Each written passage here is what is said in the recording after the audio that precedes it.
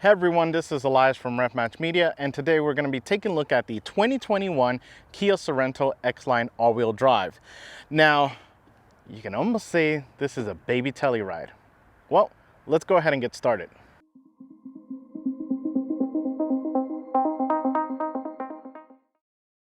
We get started in the front, and we can see this thing is nice. It has very nice design cues. Couple of things with, well, first of all, you guys probably can't see it because of the light, but this is a green color. This is the Aruba Green color, and let me tell you, in person, it looks so incredible. I'll try to capture a little bit so that you can see the sparkle it has. Kias make green look good. I hate the color green. I love the color green. I just don't like it in cars. British Racing Green is probably the exception, but this looks really good. There's a ton of sparkle, a ton of depth in the paint. So love that.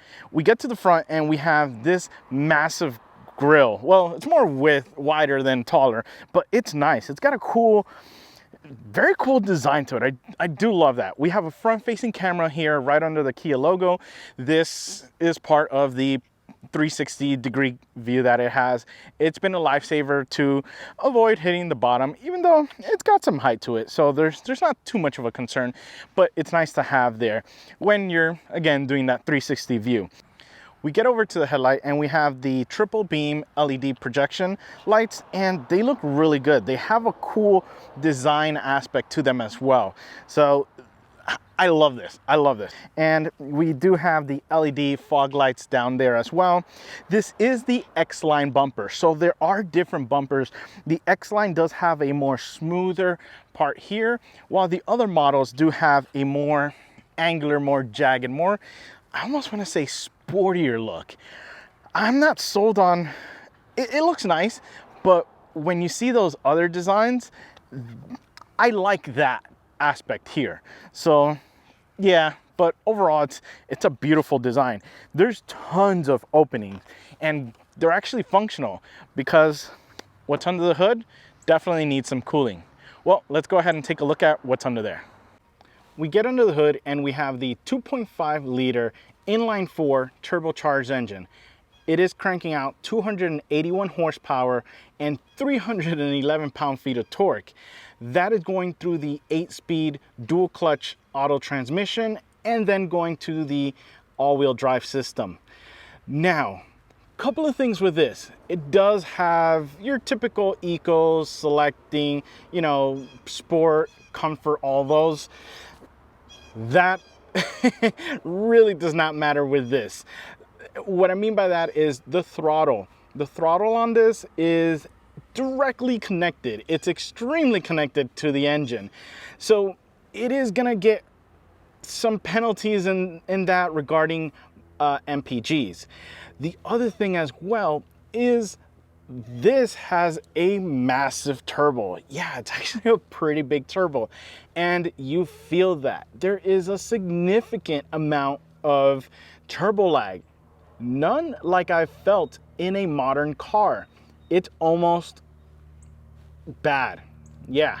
So it is again, like I said, off the line, it's extremely slow, but once you get to about 3,000 to almost 4,000, that turbo spools up, and it spools up fast at that point. And it is a lot of power. It does feel like a lot of power, but drivability is not quite there with this. I'm surprised at this. Yeah, as much as I was surprised when that turbo kicked in. But I think the hybrid engine with the turbo is probably your better bet. You are going to lose some power, so some peak numbers are going to be lost, but I'm sure with the hybrid, that lower end is definitely going to be coming up. But I think that was the biggest issue I had with this drivetrain. But once you're in boost, it was fun. This thing was awesome, and it sounds pretty good for a 4-cylinder. It's a bigger one, 2.5, but it definitely was a lot of fun.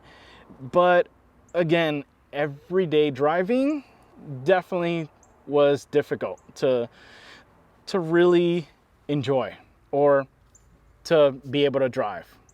Well, let's go ahead and take a look at that wheel and tire package.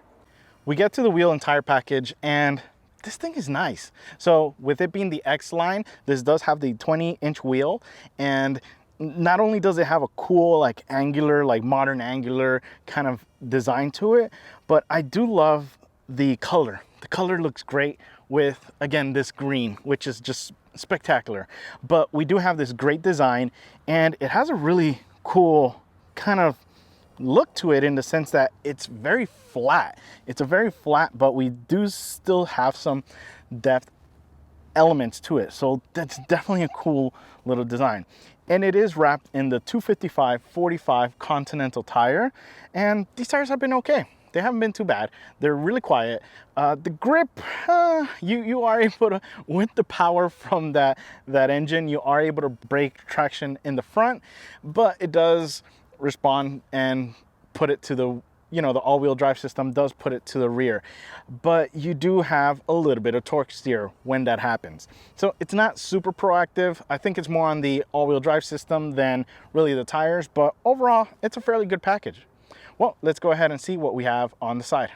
We get to the side and we can see it's an SUV, but it's a nicely designed SUV. First, the green. I mean, I don't know what shade it's looking like right now, but it's definitely a beautiful, beautiful color.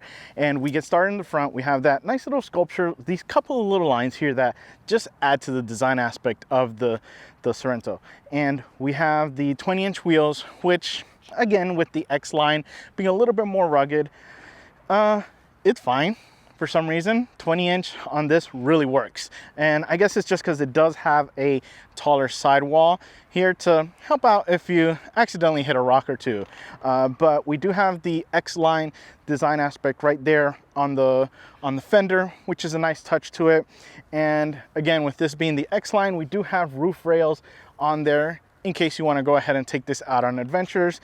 Some great little lines down here, some great aspects there. And this is actually kind of my favorite thing here, is this little like almost reverse shark fin or shark fin going that way. I don't know if that's an Easter egg, but it's different. It's different and it looks nice. It really does add to the line. It's such a subtle thing, but overall, I do love the side profile of this.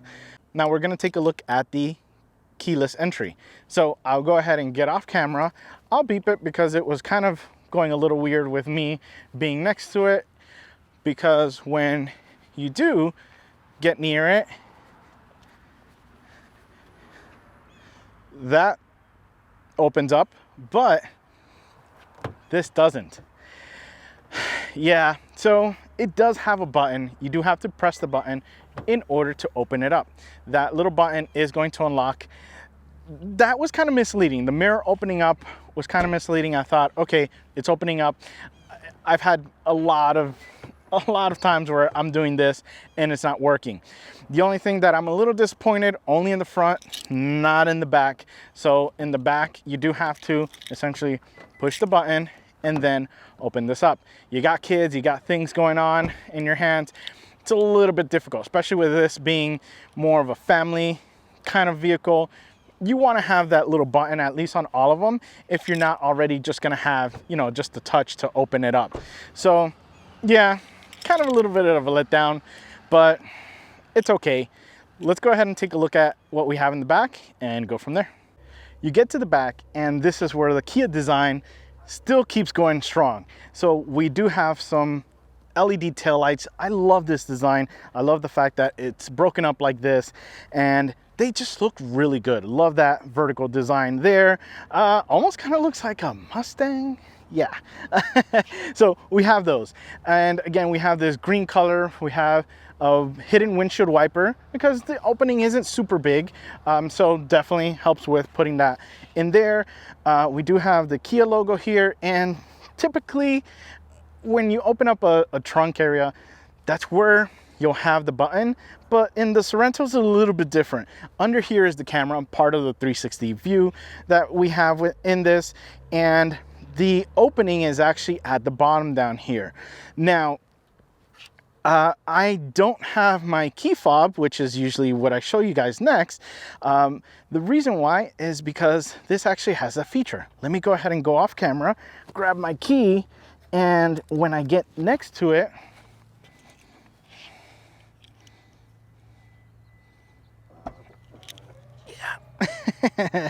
so I can actually go ahead, as long as you're in the proximity of the rear, it will actually open up on its own. You can turn it off, but I like it, even though it's kind of annoying when you're filming, but it's significantly more useful when you are actually using your car, not filming it. But we open up the back, or it opens up on its own, and there is not much space here. Yes, it is a 3-row SUV, but it's in that category that you're just having that feature for the sake of being able to charge more.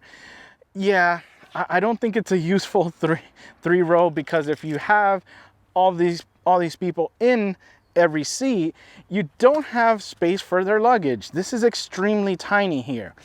But if you don't have all those people, not to worry, you can actually just pull this guy and go flat on these seats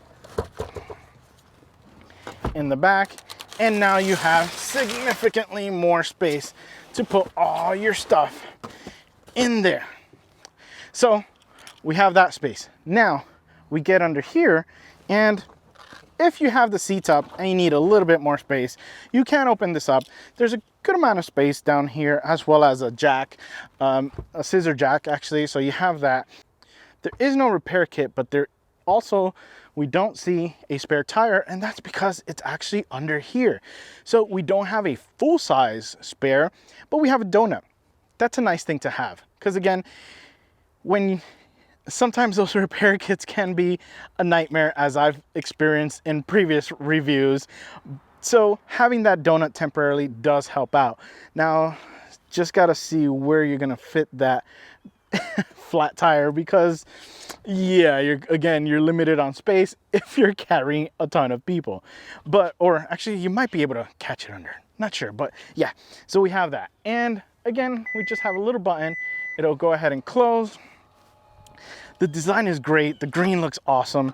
When we get to the exhaust, there is no cutout for it, so there's no fake exhaust. There is a true exhaust tip here, but it dumps down. Nothing fancy. It literally just is a tube. No design aspect there.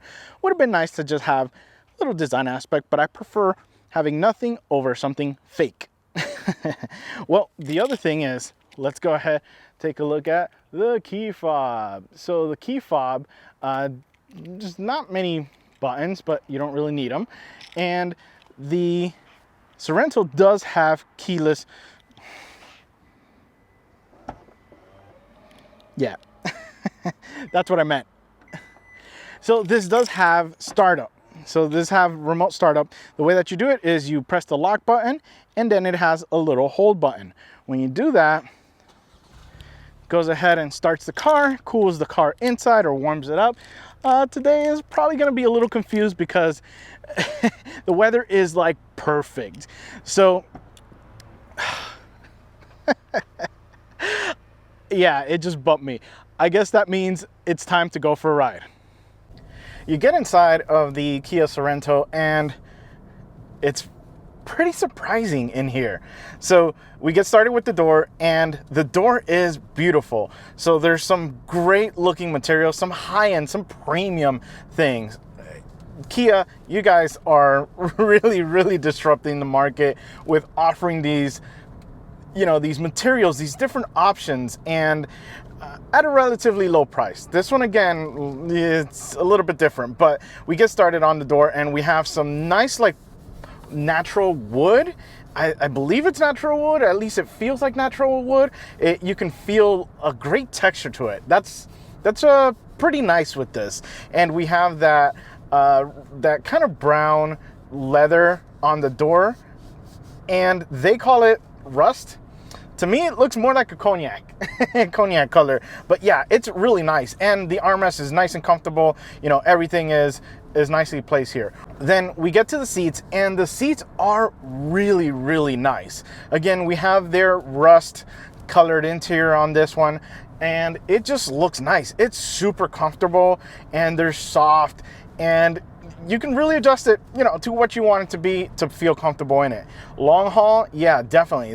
I could definitely do a long road trip in this and not have a problem with support or being comfortable in them. So this does have the heated and cooled option.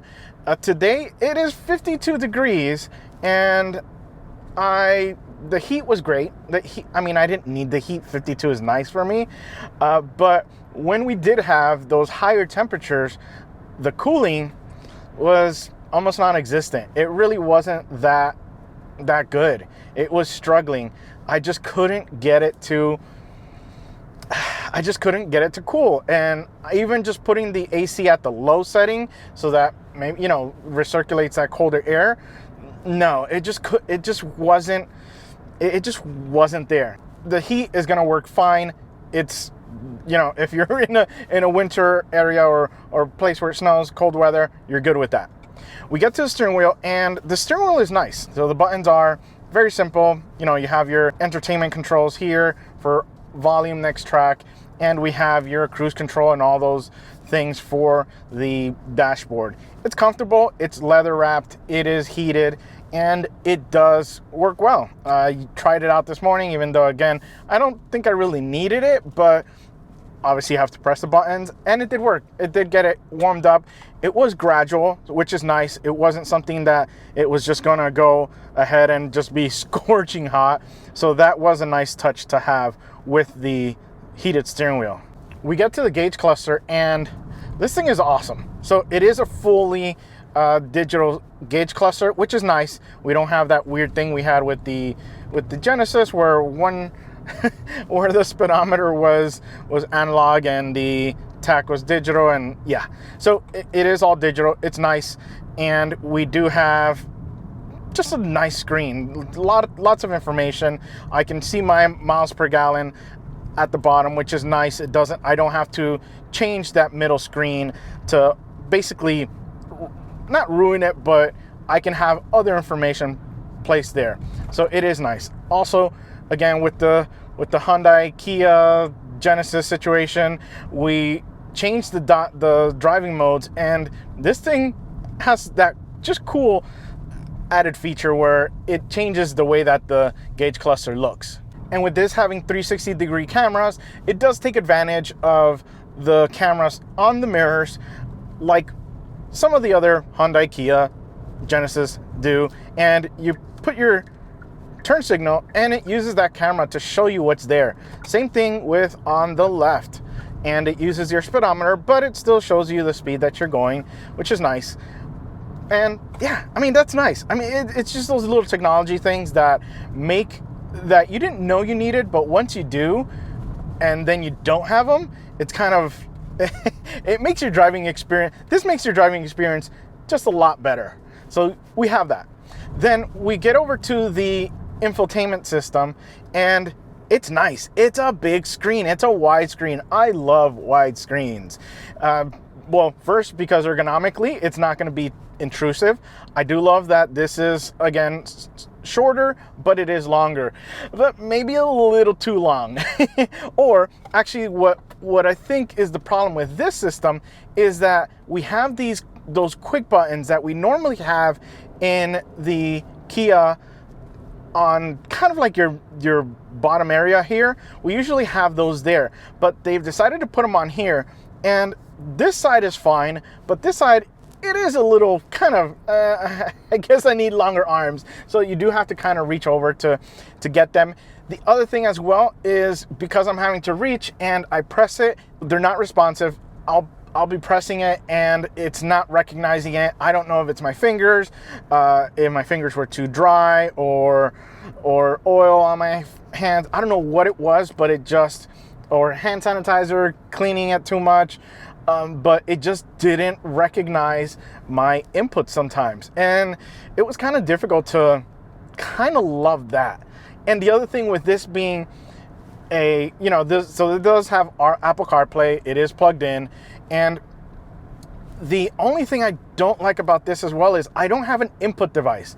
So meaning I don't have like a joystick, a wheel, or anything. It is 100% on the screen. So you do have to touch the screen. Yeah, you can probably see my fingerprints. I do have some fingerprints there, but I don't like that because, again, I prefer, at least at a minimum, have something to change the things in here or go to a different menu or something other than these guys, because they were not great, and I'm still having to touch there and take my hand way off of, you know, the steering wheel and actually shift my body. So again, I'm not 100% sold on this system. I would have liked a little input device on this. We get to the AC controls, and yeah, pretty self-explanatory, pretty standard stuff. One thing I do love about this AC unit is the vents.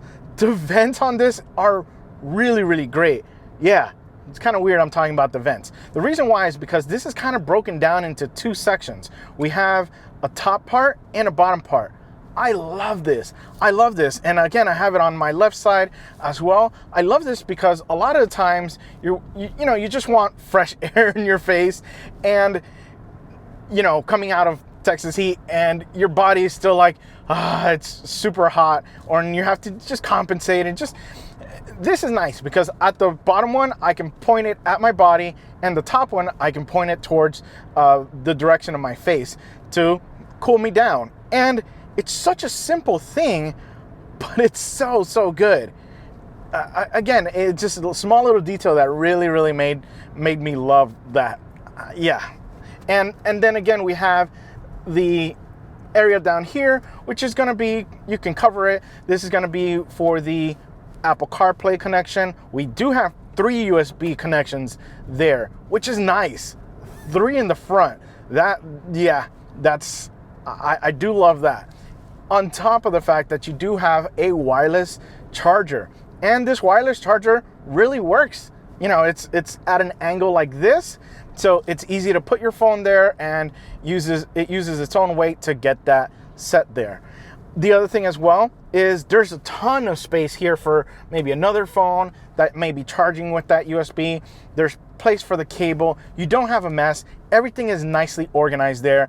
Love it. Love it. That's what this system should have. That's what a lot of car manufacturers should design with. We come down a little bit lower, and we do have the controls for the cooled or heated seats. Really nice, really simple, really easy to reach as well. And we come down to the shifter. Really simple, nice leather wrapped or leather material looking option there. We do have a manual gear selector here, which is nice so that you're able to go into a manual gear selector through the 8-speed auto that this has. We do have the cup holders, nice and big, no complaints there. And we do have a little area right below that, which I'm not sure what it's for, but I'm using my microphone, little receiver or transmitter here to fit, and it works fine. You can put your keys there. You can put your Whataburger spicy ketchup packet there, or little container. It works fine. Yeah, that's what we did. I forgot it at home to show you guys, but it does fit in there. It's nicely placed. And then we come over here a little bit to the left, and we have the kind of controls. So we do have all the driving modes that this has, the heated steering wheel, the auto hold, which again, if you guys don't know, awesome thing with modern day automatics. Basically, when you're at a stop sign or a stop light, you push your brake down deeper, and it will hold the brake where you can lift off and the car won't move. Great little thing. One of my favorite things about automatics. And we have the auto on off for the engine, and I've had it on, but it's been it's extremely noticeable. So you do feel the engine just kind of rattle when not in a bad way, it doesn't make any noise, but you do feel the vibration of the engine coming through when it turns on after it's off. And then we have the parking option. So we do have the parking cameras, which is good, so you don't ding up anything in the front, or hit anyone on the side. So the cameras have been a great system there. We get to the back seat, and with this being a 3-row SUV, we do have the captain's seats in the middle, and these things are awesome. So they're the same comfortable seats as we have in the front, but I do like the fact that they're captain's seats and they recline. With, as you can see, my kid's seat, I have a 6-year-old. It's good to have the reclining option because some car seats you do have to have the seat a little bit more reclined than some of these more fixed back seats in different cars. So a small little detail, but very important for parents with car seats. So that's a nice option, and plenty of space between him and the front seat. So if he's swinging his feet, he's not going to hit the front the front seat and wake my wife up if we're on a road trip or anything like that. Now, the other thing with the captain's chairs is you do have USB in the front seats. So yeah, right about here, there are some USB right there. There are some USBs, which is great because then at that point the kids can plug in and they can have their devices and have fun on the road trip. And then we do have the 3rd row. So the 3rd row is existent. It's not that big, so do not expect to have like full-size adults back there. So it's really not spacious, and when you do that, your trunk area going to that is virtually non-existent. I have a book bag back there and it's barely fitting. So it's barely fitting. 90% of the time, the reason why I have them up right now is because of filming, and I wanted you guys to see that this has 3 rows, but it's been down the whole time, which kind of begs the question of, I've now paid for a 3-row SUV and virtually going to be using it as a 4-passenger SUV. Yeah, that's kind of my gripe with 3-row SUVs, that just have that as a, wow, we have 3 rows, but they're not, the 3rd row's kind of not usable. Unless, again, you're hauling kids, which is fine. They'll be able to fit back there. Let's talk performance. We have a 2.5 liter inline 4 turbocharged, pumping out 281 horsepower, 311 pound-feet of torque. Yeah, that's a lot out of this little 4-cylinder, or it's actually a fairly large 4-cylinder, but we do have the 8-speed transmission, and it does go through their all-wheel drive system. And it's been weird. It's been a weird drivetrain. So to start off with, the weirdness is the driving modes. They are completely irrelevant, other than that when I change it, it does do this cool graphics change. So, okay, maybe in sport, the transmission shifts later, but other than that, there is no difference in the throttle application. There's, at any of the drive modes, it's extremely sensitive. So any little touch of the gas, you're gonna see a jump in RPM, or that there was a gas input. So yeah, that was a little confusing, and that is going to hurt MPGs. Like I mentioned, the turbo lag in this is really, really bad.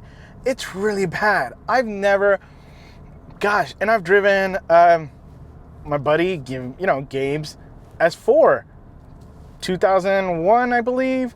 So we're talking older turbo technology. I believe he had bigger turbo, and he has bigger turbos in that. So, typically modern day engines don't have as much turbo lag. This does, though. Let's turn off the auto on off, and I'll let you know when I hit the gas. Ready, go. There you go. There's that power. It's that bad. It's really that bad. And when you're trying to kind of go from a stop, it's scary. I don't think this is the power plant you want. This is not the power plant you're looking for. It really is not. I mean, granted, the turbo, once you get it spooled, it is a blast. And the transmission, it's pretty good. It shifts with no problem. And you can really get it up there. The other thing as well, this little 4-cylinder is actually surprisingly sounds pretty good. Decent really. But that was the surprising thing. Once you get the boost going, whoa. Once you get the boost going, yeah, we kind of did a little uphill turn there. It will get going, and the all-wheel drive system will distribute power. There was one instance where it really should have been throwing more power to the back, and you know, a little bit of understeer. But again, it's an SUV. You know, I'm not expecting performance, you know, out of this regarding handling, but it's fairly good. And again, the sport mode doesn't change my steering wheel feel or anything like that. So that is kind of a letdown, but it's been fairly good as far as performance once you're in the performance range. And again, just the engine sounds really good. You can downshift, and the transmission is really responsive. These paddles are actually pretty responsive. I was surprised at how good they were. The biggest thing I think with this powertrain is just that complete miss of power at low RPMs. The hybrid, I think that's where you got to go. You'll probably sacrifice a little bit of you are going to sacrifice a little bit of the top end as far as numbers go, as far as overall performance, because it does have lower horsepower and torque, but you're gonna get, I feel like you're gonna get more usable torque with the hybrid taking you off the line and then having the turbo kick in. Now, if they kept this number and had a hybrid system underneath, because again, the turbo hybrid is less power, yeah, which makes no sense. But you gain a lot more fuel efficiency, significantly more fuel efficiency in the hybrid, which is what I think I would do. And with the hybrid numbers, it definitely is going to be something better than what this can do. Right now, I'm literally measuring 13.3 miles to the gallon, because you're just needing to, once you get off, you're needing to really be kind of aggressive on the start, and then it kicks you, you know, turbo kicks in, which drivability is not 100% there. It's, yeah, and I think, like I said, with the hybrid, we'd be able to ease into the power because we'd have instant power from the hybrid system, and then have the turbo kick in. So your throttle wouldn't be kind of mash it and then back off. It would be ease into it, because you'd be able to actually ease into it. So drivability really is a big issue with this. I was surprised, and my wife experienced it the same. She goes, yeah, there's like no power low end, and then the power just like a bat out of hell. The throttle response is, I think, the biggest thing. It is really aggressive no matter what mode you're in. And again, that is definitely what is killing the MPG on this. I don't know if that's what's being done to kind of sell more of the hybrid versions, because yeah, I mean, at 13.3, and that was after I combined a trip that I was really behaving and just being aware of how sensitive the throttle is, and I was able to get 30 miles to the gallon. I was able to do 30, but before that, I did the same trip on the way, and I did 8 miles to the gallon, because of how I wasn't aware of what's going on. It was probably day 2 that I was driving it, and it just goes to show you how now I have to think of how I'm playing with the throttle, instead of me putting it in eco mode and telling it, help me out. So it's not very helpful in that sense. Yeah, I think that's probably one of the biggest things. Now, who is this for? Yeah, so This is hard because this is like a baby Telluride, but it doesn't have the baby Telluride price. It has virtually a Telluride price.